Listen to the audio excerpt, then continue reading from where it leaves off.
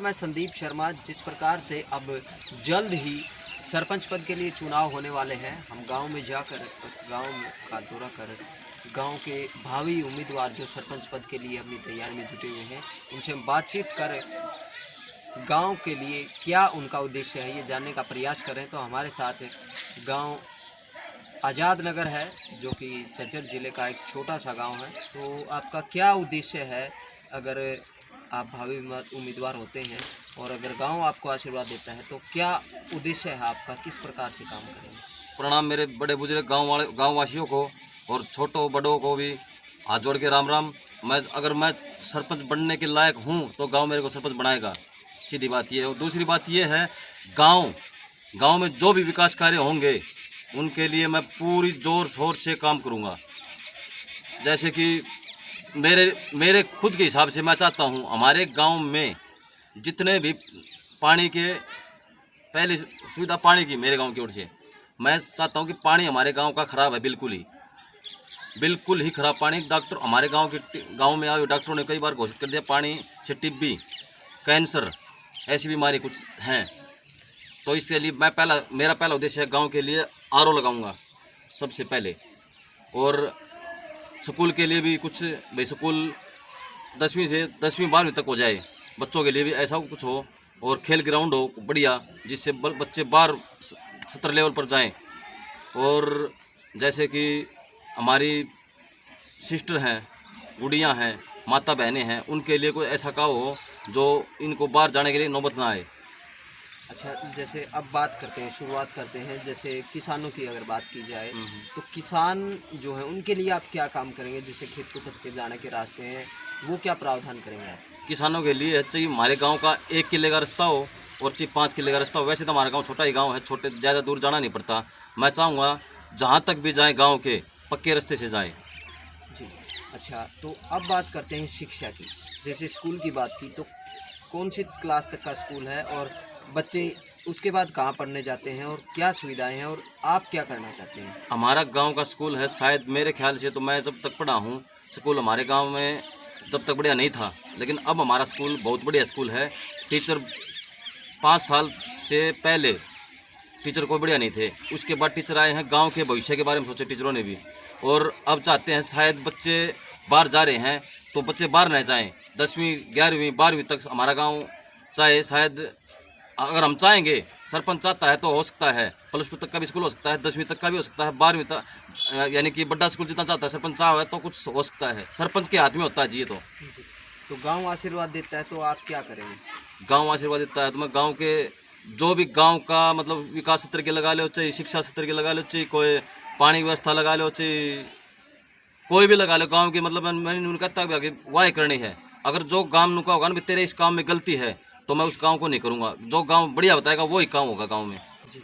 अच्छा, अब बात करते हैं, जैसे खेल की बात करते हैं तो गांव में खिलाड़ी कैसे हैं, उनके लिए क्या करना चाहते हैं? खिलाड़ी बहुत हैं गांव में, लेकिन खिलाड़ियों के लिए कुछ सुविधा ही नहीं है गांव में, एक भी सुविधा नहीं है जिससे बालक कोई खेल सके या बाहर जा सके। नहीं जा सकता कोई हमारे गांव का। तो मैंने तो आज तक देखा नहीं हमारे गांव का कोई बालक कहीं खेलने गया है, क्यों गांव में छोटे मोटे खेल ले, गुल्ली डंडा खेल लिया, पहले ये खेलते थे, बैट गेंद भी खेलते हैं बालक। गांव के अंदर ही पढ़ाई की बात करें, शिक्षा की बात करें तो लाइब्रेरी जो है एक अच्छा साधन आजकल हर गांव में होने लगा है, तो उसके लिए आपका क्या विचार है? लाइब्रेरी तो गांव के लिए बढ़िया, बहुत ही बढ़िया साधन है जी। लाइब्रेरी के लिए तो ऐसा है ना, बच्चे बाहर एक साथ सताई बैठ कर पढ़ सकते हैं बच्चे। ये नहीं होगा कि बाहर जाओ वहाँ जाना पड़ेगा। लाइब्रेरी से तो बच्चों को शिक्षा बहुत ज़्यादा मिलती है। तो आप गांव में करवाना चाहते हैं? बिल्कुल जी, मैं नहीं, गांव करवाएगा मुझसे, जो गांव कहेगा मैं वही करूंगा। गांव की तमन्ना है, गांव ऊपर जाएगा, लेकिन गांव चाहता है बढ़िया सरपंच कोई बनेगा। मैं अपने नहीं कहता मैं सरपंच बनूंगा, अगर गांव मेरे को बनाएगा ना तो मैं गांव के साथ मिलकर जो गांव कहेगा वही काम करूंगा जी। अच्छा, जैसे महिलाएं हैं, लड़कियां हैं, उनके लिए गांव के अंदर रोजगार के आयाम किस प्रकार के लाना चाहते हैं? महिलाओं के लिए तो जी ये है, एक तो पहले तो जिस तरह की कोई छोटा मोटा ये सिलाई सेंटर होया, सिलाई सेंटर ही लगा लो पहले तो। और जैसे डिस्पोजल गिलास बनते हैं, प्लेट बनते हैं, ऐसे गांव में होंगे, कुछ भी लगा लो, छोटे मोटे साधन कोई भी हो चाहिए, जिससे जो लुगाइयों को, हमारे गांव के लेडीज हैं, उनको कुछ फ़ायदा हो, उनको घर बैठे फ़ायदा होगा ना, तो हमको फ़ायदा हो उससे तो। अच्छा, तो अब बात करते हैं जैसे गांव के अंदर और क्या क्या समस्याएं हैं। जैसे पानी की बताई आपने, पानी निकासी की बात करें या साफ सफाई की, तो उनको कैसे निजात दिलाएंगे? सफाई की तो हमारे गांव में वैसे सफाई बहुत बढ़िया है, बहुत बढ़िया सफाई है। अभी अभी तक तो है ही, लेकिन हम चाहते हैं और बढ़िया सफाई हो। कोई गांव में आप अंदर प्रवेश करे तो कहीं भी जाके बोल देगा वो भी गांव है, बहुत सुंदर गांव है। तो ये गांव जो है एक आदर्श गांव माना जाता है, बहुत पुराना, सन 1973 में आदर्श गांव के रूप में इसको बसाया गया था। तो आदर्श गांव के तहत गांव के अंदर क्या सुविधाएं होनी चाहिए और आज हैं या नहीं है, आप कैसे उनकी पूर्ति करेंगे? आदर्श गांव के लिए तो सुविधा तो यही है जी, एक तो पानी। आदर्श गांव जब बनता है जब गांव साथ हो सरपंच के, अगर सरपंच के साथ गांव होगा तो आदर्श अपने आप हो जाता है।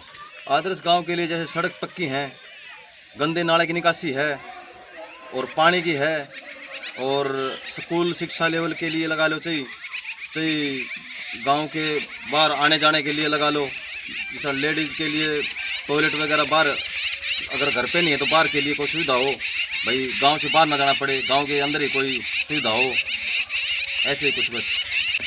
तो गांव अगर आशीर्वाद देता है तो ऐसा सुविधा करने का आपका मन है? बिल्कुल जी, गांव के साथ ही हूँ मैं भी, बिल्कुल जी। अगर गांव चाहता है मेरे को सरपंच बनाना तो मैं गांव के लेवल से ही काम करूँगा, जो गांव चाहेगा वही काम होगा। सुनील जी, ये बताइए कि आप युवाओं को क्या संदेश देना चाहते हैं? युवाओं के लिए तो यही है जी, आगे बच्चे खेलने कूदें, आगे बढ़ें, पढ़ाई पढ़ें। खेल और पढ़ाई दोनों ऐसे हैं जिससे बच्चा ऊंचे तक जा सकता है। मैं चाहता हूँ बच्चे पढ़ें लिखें और खेलें भी। जी। तो वोट की अपील कैसे करेंगे? वोट के अपील तो जी ये है, गांव अगर मेरे को चाहता है, मेरे को चाहे किसी और को चाहे, लेकिन वोट उसको देना चाहिए। मैं खुद भी अपने वोट दूंगा तो मैं उसी का दूंगा जो गांव के लिए भविष्य के बारे में सोचे, गांव के लिए कुछ करवाने की सोचे, चाहे वो सरपंच कोई भी हो ऐसे। तो गांव अगर आशीर्वाद देता है तो आप कैसे काम करेंगे? गांव से, ग्रामीणों से क्या कहना चाहते हैं, बुजुर्गों से क्या कहना चाहते हैं कि आप किस प्रकार काम करेंगे अगर गांव आशीर्वाद देता है? गांव मेरे को आशीर्वाद देता है तो गांव, मैं खुद काम नहीं करूंगा, मेरा खुद का लेवल है ये। मेरे को अगर गांव आशीर्वाद देता है तो मैं गांव के लेवल से ही काम करूंगा। गांव जो गांव में असुविधा है, पूरी सुविधा करूंगा जितनी हो सकेगी।